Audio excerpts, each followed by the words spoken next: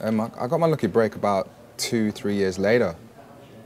Yeah, about 2.5 years later when I won a modelling competition for the face of a magazine. Cut a long story short, it was a national competition. I won the whole thing. I got a contract.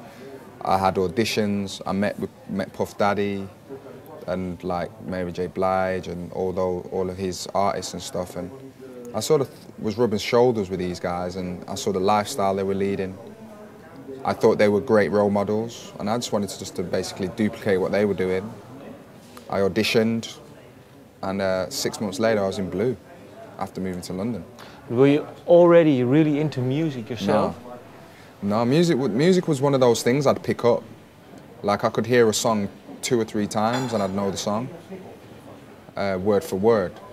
And my mother used to complain saying, she said, I wish you could learn your schoolwork as quick as you learn your songs. But that was like I say, you know, I don't know whether I was, you know, I could, you know, function easier when it came to melody or what, but anything with a melody I'd just take in and it just seemed easier, you know. But when did you really start singing then? Because I think when you had I really started singing last year on Sanctuary when I had my solo album. That's when I really started to sing. But how come they picked you for Blue? I mean, you had to have to sing, obviously. I would say that my voice was one of those voices that cuts through everything. It was very, it stands out, it's very defined. And I didn't like the sound of it. My voice didn't sound like anybody else's. And I think that's what I didn't like about it. And so when I was in Blue, it was easier because I was hiding. I had other voices around my voice, which created this sound, which was great, you know. And it worked for me. I wasn't by myself, you know. Coming from a football background, it was just easier to be in a group because I'm used to being a team player and being, you know, around guys and just, you know, doing the boy thing. And next thing you know, I got a solo career off the back of it. And it sort of was a challenge for me to try and push myself in different areas that I've never tried before. But what was then for you the first song you were really actually proud of? Or thinking, well, this could be something for me, I think Lay Your Hands. When I first wrote Lay Your Hands, it was one of the first songs that I'd written for the album. And I just think word for word, the lyrics in it, what it stood for.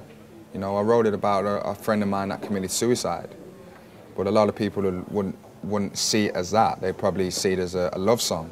But it's not. It's about actually friendship, passion, and love at the same time. You know, there's a lot of different meanings behind that song. And because it was so deep, I didn't think it was going to connect. You know, because I'm not deep with things. And when it did, it was a big surprise. And then it was easy. And then when I came with No Worries just seemed to, you know, fly for me. And it just, I'd say like, Lay Your Hands opened the door just a bit, and No Worries sort of kicked the doors off the hinges. And now people are sort of noticing Simon Webbe now. And what is then for you, if you look back on your first solo album, Sanctuary, what is your feeling about it? I'm very, very proud of it.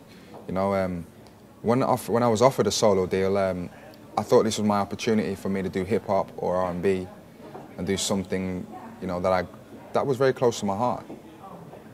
But then I realised that 70s soul was also close to my heart. And everybody else... When did you realise it? When I started recording my albums, because I've recorded an R&B album and I've recorded a hip-hop album also. And when I was listening to it, I was still sounding like the rest of the black artists that are out there, because we were all influenced by Michael. And like using the same harmony block that he uses, and you tend to sound like that, and I didn't want to be put in the same box as everybody else.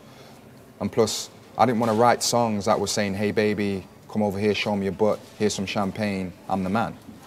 I wanted to write songs that you could relate to, and so could, you know, the rest of the world. Because I think that it's my job to take all these different emotions like passion, love, anger, disappointment, and put it all into a song. And I just decided that I wanted to have it all in a song, but also have a spin on it, which was uplifting, which was the sound that I created, urban folk.